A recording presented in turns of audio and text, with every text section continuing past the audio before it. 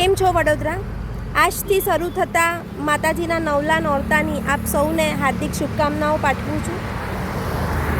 આપણે અત્યારે છે ખિસકોલી સર્કલથી માંજલપુર જતો જે નવો બ્રિજ બન્યો છે, જેનું લોકાર્પણ ટૂંક સમય પહેલાં જ કરવામાં આવ્યું હતું. એની હાલત હું આપને બતાવીશ. બહુ દયનીય પરિસ્થિતિ છે અહીંની. તમે જુઓ,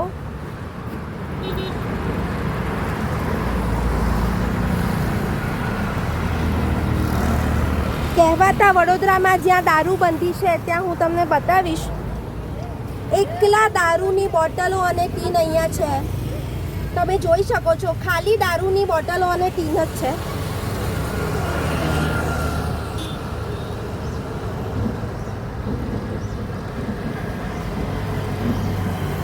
અહીંના જનપ્રતિનિધિ ટ્વિંકલબેન પટેલ અને મનીષભાઈ પગારે છે. હું એમને ચોક્કસથી કહીશ કે તમારો એરિયા છે, તમને જનપ્રતિનિધિ તરીકે અહીંયા કોઈ ઓળખતું નથી. આપે જે વિકાસ કર્યો છે એ વિકાસ ખાલી ને ખાલી આ કચરો છે. તમે જોઈ શકો છો.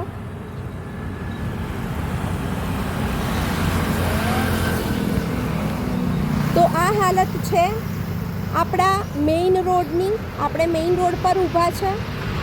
બની બેઠેલા નેતાઓને હું ચોક્કસથી પ્રશ્ન કરીશ કે તમે આવો વિકાસ અમને આપવા માંગો છો? તો અમારે વિકાસ નથી જોઈતો.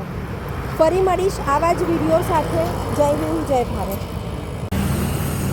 મારી સાથે ભાઈ છે જે આ કચરા વિશે અને આ રસ્તા વિશે અહીંના જ રહેવાસી છે, ઘણા સમયથી રહી રહ્યા છે, એના વિશે બોલ છે.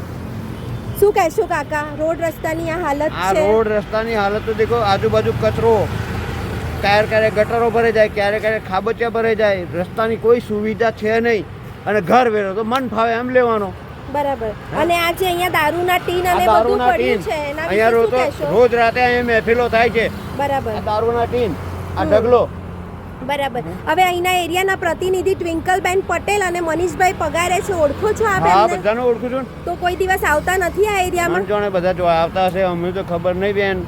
કોણ જાણે ક્યારે આવતા હશે તો પણ આ એરિયાની આ હાલત છે, એના વિશે શું કહેશો? હું આમ આદમી પાર્ટીનો નેતા છું. વાહ, સરસ. આમ આદમી પાર્ટી વાળો સમર્થક છું. બરાબર. ચૈતર વસાવા, ગોપાલ ઇટાલિયા, કેજરીવાલનો માણસ છું.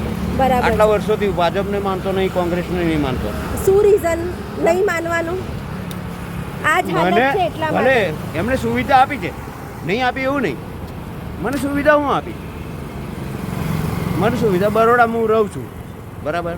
પણ જે એટલું આપે છે મને, એટલું તો ઘર વેરામાંથી લઈ જાય, આમાંથી લઈ જાય, બધામાંથી લઈ જાય. મારી મમ્મીને, હું અને મારી મમ્મી બે જ છે, વિધવા છે મારી મમ્મી. વિધવા પેન્શન આપે છે 1200 રૂપિયા. 1200 રૂપિયા હું પૂરું થવાનું? કશું ના થાય. 1700 રૂપિયા ઘર વેરો આવ્યો. બરાબર છે.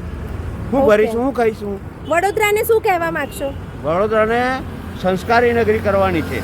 બરાબર. અને બધા જ એમ બધા કહે છે કે એકતા એમ રહેવી જોઈએ.